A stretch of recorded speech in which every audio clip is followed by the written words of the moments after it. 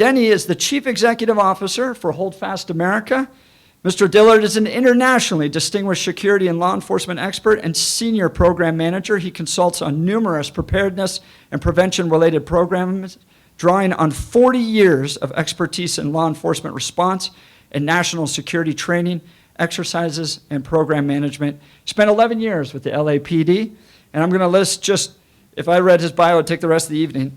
He served the Department of Defense Joint Military Program. He served the TSA, Department of Homeland Security, and the FBI. Following 9/11, he drafted the original language for the Crew Member Self-Defense Training Program, which was added to the Federal Flight Deck Officer Program as part of the 2002 Arming Pilots Against Terrorism Act.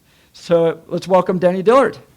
Always a joy to be able to come and speak in an environment where I can share my faith as well as my profession. Because being a warrior and doing what I've done for the last 42 years now, since I was an 18-year-old kid and got out of high school, even while I was in college, is to protect and to serve. But met Jesus when I was 15 years old. Met my wife, Paula, who's here in the front row, that same year. And so it is important for me for you to realize that, and in this kind of a setting, we have the opportunity to talk about that. Because there are a variety of different things that we can do. But as Abe was talking about, Satan is real. Evil is real in this world. He is that lion seeking out whom he may devour. And so we are either going to put somebody in front of our kids to resist that devil, or we're not. Okay? Or we're going to teach our kids to survive that attack, or we're not. So there are a variety of solutions, many of which we've heard about, some really great ideas already tonight. Many of those solutions are already on board and heading in the right direction. And we want to be part of that ongoing solution. At Hold Fast America, which is inspired by a scripture out of 1 Thessalonians 5:21 that says, hold fast to that which is right, or that which is good. And the right thing for us to do is to take care of our children, okay, is to take care of our grandchildren and the kids in our neighborhoods. And so we're going to talk a little bit about what that might look like. Excuse me. Started out with LAPD in '83. Went through the police academy there. Enjoyed every minute of it because I'm kind of built that way. Walked a footbeat in Skid Row, Chinatown, Little Tokyo. Worked a gang unit called the Strike Force for Chief Gates back in the '80s. We hunted bad guys. That was our job.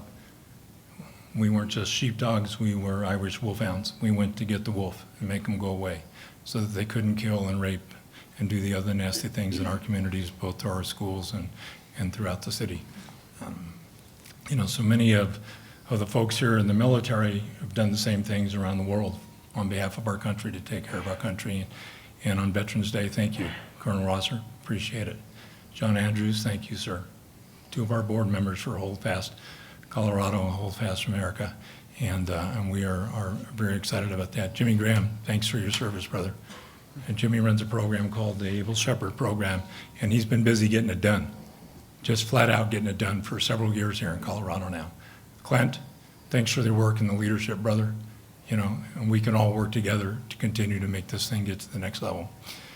After 9/11 occurred, flight attendants and pilots came to me because they'd heard about my background in teaching and physical training, self-defense, survival skills at LAPD, out at the college level of teaching credential from UCLA to go along with my management science and business law from Cal Poly. 2 weeks after 9/11, as a matter of fact, flight attendants came to me and said, help, we're afraid to get back on board the aircraft. Our carriers don't know how to teach us this stuff. And the FAA doesn't require that they teach us how to protect ourselves. Can you help us? And to me, that was a magic word, because teaching and helping are the two spiritual gifts I have. I protect and serve, but teaching and helping is what I do to make that happen.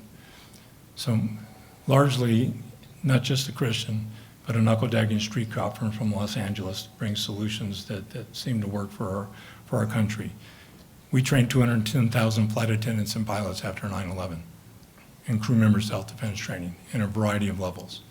Now, in that secular setting, we taught things like awareness and deterrence and avoidance. We taught verbalization skills, empty hand control, intermediate weapons, blocking, movement, body stance, balance, things that you might learn in martial arts, all the way up through deadly force. We put together the Federal Flight Deck Officer Program. I was the director at TSA in 2002 and 2003 in charge of both of those programs. Those are volunteer training program. Guys, a lot of them out of the military that said, pick me, I'll be involved, right? And they put forward their own time to get the training and money to do that as we were putting that volunteer program together that still goes today. So we're trying to do the same thing here. So with Hold Fast Colorado, I said to myself, look, we need citizens to be aware and the ability to protect themselves and each other when law enforcement just can't be there all the time. I know I've been the guy on the other end of the 911 call, right? I can't get there. I can't be everywhere. Even if we have an SRO at every school, and I hope we do, I love the SRO program, but even if we have one in every school in America, the shooting takes place on the other end of the school. There's been several shootings where an SRO has been there. There's been several shootings where we've had armed security guards that have been there, but we're still not stopping kids from dying. So we have to take a very holistic view of what we're going to do, and we have to look at this from not just a tactical standpoint. The legal standpoint is incredibly important, the psychological, the medical, right? All of those things. The policy standpoint, we bring groups of subject matter experts to bear and work on a consistent basis, and we can make that happen. After Sandy Hook happened back in 2012, I sent together a white paper and went to the Obama administration. And I know it got to the White House because it was delivered by some colleagues of mine at the Department of Homeland Security. And they decided to pursue gun control instead of this answer that we've got here today. And we're still not saving kids' lives because Parkland happened, STEM school shooting happened, and there's more that are going to happen right around the corner. See, if one child matters, they all matter. If one school matters, they all matter. So how do we take and start from here in Colorado in the Denver metropolitan area and areas like Douglas County where the last school shooting took place, and build that into a program that can take care of all of our 93,000 plus schools across the country? How do we do that? The same way we took a program called the Guardian Project for the Department of Defense and protected every military base we have around the world. A joint military program, Air Force, Navy, Marines, Army, even the Coast Guard, right? All of the above. Everybody was involved, all those bases. And we protected them from chem, bio, rad, nuke, and explosive threats. It was an $800 million contract, and I was a project manager that got to redo all of the planning, all of the training, all of the exercises. If we can protect our military bases, can we protect all our schools? Absolutely we can.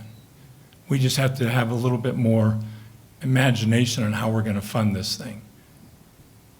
So I looked at a model that said, look, schools don't have a lot of money, and I get it. And some counties are more wealthier than others, and I understand that, and that's helpful. But we're going to have to use our imagination if we're going to pull this together in a way that's going to be appropriate and effective. We're going to need some new laws. We're going to have to work together to get that done. We're going to bring the guys that have the tactical expertise to give us the right solutions to not only train the people that are going to be at the school protecting, whether it's the teachers and the administrators and other folks and the staff. And our idea is, let's put retired law enforcement, former law enforcement, and military, and firefighters, and emergency medical people. We all raised our hand already and said, I'm in. I'll run into the burning building if I have to take care of the kids. I've gone downrange in an active shooter event already with bullets flying at me and everybody else running the other direction. I'm built that way. I'm trained to do it. So we take those kinds of volunteers and say, do you have kids? Do you have grandkids? Do you have neighborhood kids that you care about? Are you willing to go to your school and volunteer maybe 4 hours once a month to do that? How many would do that? If I gave you a choice to go protect your kid, your grandkid, how many would do that? Yes, and I'm seeing those same hands go up all around the country right now, okay? So it's layers. Just like we build layers of protection around the cockpit of an airplane so we can't have a plane be taken over anymore, and we put in a hardened cockpit door to try and stop it just before they get in there, and we have an armed pilot on the inside just before they take over that plane, we've got to do the same thing. Now the principal point of protection isn't the cockpit, it's our classrooms where our children are, where our teachers are. See, our elementary schools, they can't take care of themselves. They're our lambs. We got to take care of them ourselves. So why not let guys that we can recruit, put them back through a vetting process, make sure they're physically and emotionally healthy, retrain them for a specific mission to be at our schools. And I don't care if it's 40 volunteers or 80 at a school, and you spend 1 4-hour block once a month, we can do that because we know how to train them. We've got subject matter experts across the country and plenty that are right here, some of which are in this room that I already mentioned, that can train those folks to do that. It's about organization. It's about a model that allows us to do that. And in my mind, that has to be a non-government organization to make that happen. Because the government has already proven to me they can't and they won't. So Hold Fast America is a nonprofit, 501c3 non-government organization. Now, we will work with government at the federal, state, and local levels. I will say we will work with the government at the federal, state, and local levels because I will never go back to work for them again. We will work with them. They don't get control over this. But there is a wonderful model called the National Center for Missing and Exploited Children. Anybody heard of them? They do the Amber Alerts, right? They got signed into law and they get money from the Department of Justice since 1982. And they're very, very effective. And I've worked with them and I've met with them, and that's the model we need to design here. So Hold Fast American is work hard to bring a Citizen Awareness and Protection National Center to Colorado, because we've had more than our fair share of these shootings, not just in our schools and our theaters and shopping malls and everything else. We need to work together to get that done. We can make this happen. We have the ability to make this happen, and that's what we're here for. We need to hear from you and what your ideas are, and then we can work together to make that happen. Thanks for your time. Appreciate you being here tonight. Great. Thank you for your opening statements.